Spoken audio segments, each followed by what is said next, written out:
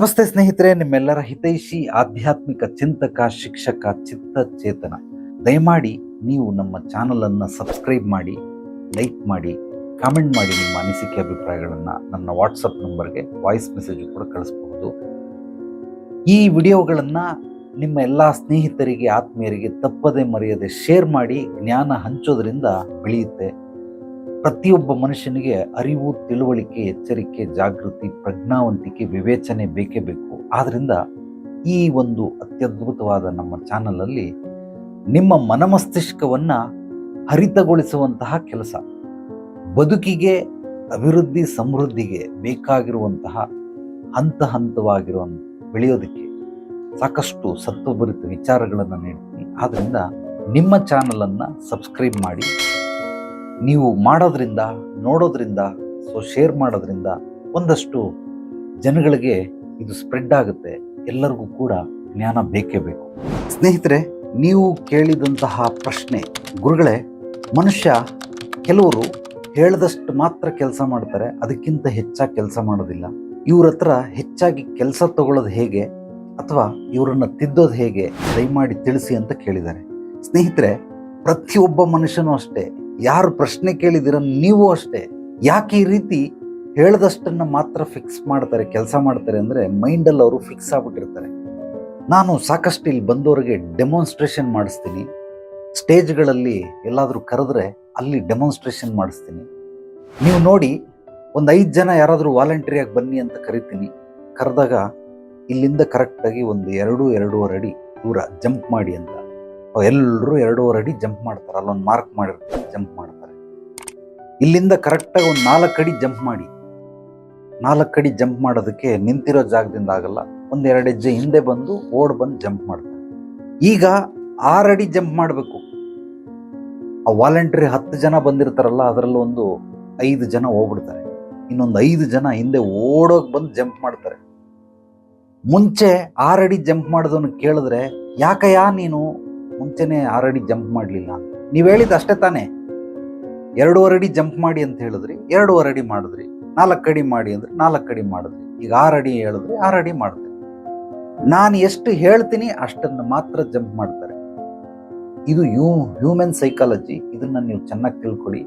ಮನುಷ್ಯನಿಗೆ ನೀವೇನು ಕೆಲಸ ಕೊಟ್ಟಿರ್ತೀರ ಅಷ್ಟನ್ನು ಮಾತ್ರ ಮಾಡೋದು ಗೊತ್ತೇ ಹೊರತು ಅದಕ್ಕಿಂತ ಹೆಚ್ಚಾಗಿ ಮಾಡಬೇಕು, ಮಾಡೋ ಕೆಪಾಸಿಟಿ ಇದೆ ಗೊತ್ತಿಲ್ಲ. ಯಾಕೆ ಗೊತ್ತಿಲ್ಲ ಅಂದರೆ, ಎಲ್ಲರೂ ಇಲ್ಲಿ ಇಡೀ ಮಾನವ ಮನುಕುಲ ಏನಿದೆ ಎಲ್ಲರೂ ಕೂಡ ಹನುಮಂತ ಇದ್ದಂಗೆ. ಹನುಮಂತನಿಗೆ ಶಕ್ತಿ ಸಿಕ್ಕಾಬಟ್ಟೆ ಅಪಾರವಾದ ಶಕ್ತಿ ಇದೆ. ಅವನಿಗೆ ಪುಷ್ ಮಾಡೋರು ಬೇಕು. ಅಂದರೆ ಹನುಮಂತ ಕೂಡ ಸೆಲ್ಫ್ ಸ್ಟಾರ್ಟ್ ಅಲ್ಲ, ಪುಷ್ ಸ್ಟಾರ್ಟ್.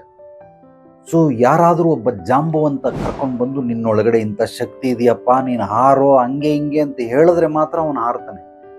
ಅಂದರೆ ಅಂಥ ಎಲ್ಲ ವರಗಳನ್ನು ಪಡೆದಂತಹ ಹನುಮಂತನಿಗೆ ಇನ್ನೊಬ್ಬರು ಯಾರಾದರೂ ಪುಷ್ ಮಾಡೋರು ಬೇಕು ಅಂದರೆ, ಇನ್ನು ನಮಗೆ ಹನುಮಂತನು ನಮಗೆ ಉಳುಮಾನವನಿಗೆ ಎಲ್ಲಿಂದ ಎಲ್ಲಿಗೆ ಹೋಲಿಕೆ. ಅವನ ಒಂದು ಕೂದಲಿಗೂ ಸಮ ಇಲ್ಲ. ಅಂಥದ್ರಲ್ಲಿ ನಾವು ಹೇಳದೇನೆ ಹೇಗೆ ಮಾಡೋದಕ್ಕೆ ಸಾಧ್ಯ? ಖಂಡಿತವಾಗ್ಲೂ ಸಾಧ್ಯ ಇಲ್ಲ. ಇದಕ್ಕೆಲ್ಲದಕ್ಕೂ ಕೂಡ ಮನುಷ್ಯ ಬಡವನಾಗಿರ್ತಾನೆ, ಮಧ್ಯಮ ವರ್ಗದನ ಆಗಿರ್ತಾನೆ, ಶ್ರೀಮಂತನಾಗಿರ್ತಾನೆ, ಆಗರ್ಭ ಶ್ರೀಮಂತನಾಗಿರ್ತಾನೆ, ಇಡೀ ಪ್ರಪಂಚಕ್ಕೆ ಅವನೇ ದೊಡ್ಡ ಶ್ರೀಮಂತನಾಗಿರ್ತಾನೆ. ಇದೆಲ್ಲ ಯಾಕೆ ಅಂದರೆ ಅವರವರ ಮೈಂಡ್ ಸೆಟ್. ನಾನು ಈಗ ಹೇಳಿದ್ನಲ್ಲ, 2 ಅಡಿ ಹಾರಿ, 4 ಅಡಿ ಹಾರಿ, 6 ಅಡಿ ಹಾರಿ, 8 ಅಡಿ ಹಾರಿ. 8 ಅಡಿ ಹಾರಕ್ಕಾಗೋದಿಲ್ಲ, ಆದರೆ ಪ್ರಯತ್ನ ಪಡ್ತಾರೆ. ಅಟ್ಲೀಸ್ಟ್ 7 ಅಡಿಗಾದರೂ ಹೋಗ್ತಾರೆ. 10 ಅಡಿ ಹಾರ್ಬಿಡಿ ಇವಾಗ ಅಂತೀನಿ. 10 ಅಡಿ ಹಾರಕ್ಕಾಗೋದಿಲ್ಲ, ಆಗುತ್ತೆ, ಆದರೆ ಪ್ರಯತ್ನ ಪಡ್ತಾರೆ. ಕೆಲವರು 10 ಅಡಿಯನ್ನು 12 ಅಡಿ ಬೇಕಾದ್ರೆ ಹಾರ್ಬಿಡ್ತಾರೆ. ನೀವು ಹೈ ಜಂಪು, ಲಾಂಗ್ ಜಂಪ್ ಏನೋ ಹೇಳ್ತಾರಲ್ಲ, ಅದರಲ್ಲಿ ನೋಡಿದ್ರೆ ಒಬ್ಬೊಬ್ಬರು ಎಷ್ಟೆಷ್ಟು ಅಡಿ ಜಂಪ್, ಮೀಟರ್ ಲೆಕ್ಕದಲ್ಲಿ ಜಂಪ್ ಮಾಡ್ತಾರೆ. ಸೊ ಖಂಡಿತವಾಗ್ಲೂ ಸಾಧ್ಯವಿದೆ, ಆದರೆ ಮೈಂಡ್ಗೆ ಸೆಟ್ ಮಾಡೋರು ಬೇಕು ಯಾರಾದರೂ. ಅದಕ್ಕೆ ಹಿರಿಯರು ಹೇಳಿರೋದು, ಮುಂದೆ ಗುರಿ, ಹಿಂದೆ ಗುರು ಇರಬೇಕು ಅಂತ. ಯಾರ್ಯಾರಿಗೆ ಮಾರ್ಗದರ್ಶನ ಅನ್ನೋದು ಸಿಕ್ಕಿದ್ರೆ, ಯಾರ್ಯಾರಿಗೆ ಗುರುಗಳಿರ್ತಾರೋ, ಯಾರಿಗೆ ಶಿಕ್ಷಕರು ಇರ್ತಾರೋ, ಅಥವಾ ಮೆಂಟರ್, ಕೋಚ್ ಇರ್ತಾರೋ, ಹಿಂದ್ಗಡೆ ಒಬ್ಬರು ಪುಷ್ ಮಾಡೋರು ಇರ್ತಾರೆ, ಜಾಂಬವಂತರು. ಹನುಮಂತ 7 ಸಮುದ್ರ ಕೂಡ ದಾಟ್ಬಿಟ್ಟು ಸೀತಾಮಾತೆನ ನೋಡ್ಕೊಂಡು ಬಂದ್ಬಿಡ್ತಾನೆ. ಸಂಜೀವಿ ಪರ್ವತನ ಎತ್ಕೊಂಡ್ಬಂದ್ಬಿಡ್ತಾನೆ. ಸೊ ಎಲ್ಲಿ ಏನು ಕೆಲಸ ಹೇಳ್ತಾರೆ ಎಲ್ಲ ಕೆಲಸನೂ ಮಾಡಿಸ್ಕೊಂಡ್ಬರ್ತಾನೆ. ಹೇಳೋರು ಬೇಕು, ಮಾಡಿಸೋರು ಬೇಕು. ಇವರಿಗೆ ಟಾಸ್ಕ್ ಮಾಸ್ಟರ್ ಅಂತ ಕರೀತಾರೆ. ನಿಮ್ಮ ಮನೆಗಳಲ್ಲಿ ಯಾರಾದರೂ ಅಪ್ಪನೋ ಅಮ್ಮನೋ ಅಥವಾ ಅಣ್ಣ ತಮ್ಮ ಅಕ್ಕ ತಂಗಿ ಚಿಕ್ಕಪ್ಪ ದೊಡ್ಡಪ್ಪ ಮಾವಂದಿರು ಅಥವಾ ಸ್ನೇಹಿತರು ಯಾರಾದರೂ ಈ ರೀತಿ ಟಾಸ್ಕ್ ಮಾಸ್ಟರ್ ಇದ್ದರೆ ಖಂಡಿತವಾಗ್ಲೂ ಬಿಡಬೇಡಿ.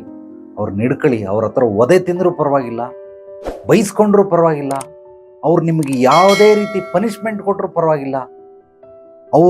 ಅವರಿಂದ ನೀವು ನಿಮ್ಮ ಒಳಗಡೆ ಇರೋ ಶಕ್ತಿ ಚೈತನ್ಯವನ್ನು, ಅಗಾಧವಾದ ಮನಃಶಕ್ತಿ ಚೈತನ್ಯವನ್ನು, ಬುದ್ಧಿ ಜ್ಞಾನವನ್ನು ಹೊರಗಾಕೋದಕ್ಕೆ ಅವರು ಸಹಾಯ ಮಾಡ್ತಾರೆ. Task master is very very important in your life. ಇದು ಪ್ರತಿಯೊಬ್ಬರಿಗೂ ಬೇಕೇ ಬೇಕು. ಅದೇ ರೀತಿ ದಯಮಾಡಿ ಈ ರೀತಿ ಮಾಡೋರ ಮಾರ್ಗದರ್ಶಕರು, ಜೀವನದಲ್ಲಿ ಮಾರ್ಗದರ್ಶಕರು ಬಹಳ ಬಹಳ ಮುಖ್ಯ. ಅವ್ರನ್ನ ಹಿಡ್ಕೊಳ್ಳಿ. ನಿಮಗೆ ಯಾರ ಮೇಲೆ ನಂಬಿಕೆ ಇದೆಯೋ ಅವ್ರನ್ನೇ ಹಿಡ್ಕೊಳ್ಳಿ.